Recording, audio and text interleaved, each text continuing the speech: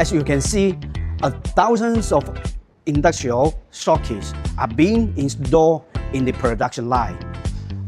Huge numbers of these sockets are being used for the AI data centers. About these industrial sockets, I would like to talk about the details. Also, IP67 and UL certified, and the 415 voltage, 125 amperes. There is self-lock features, 5 cores, and 240 voltage.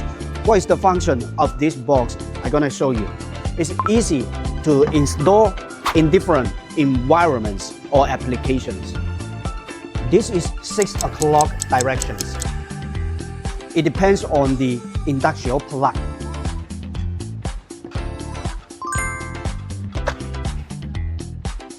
Friends, if you have any ideas about the industrial sockets, please contact us anytime.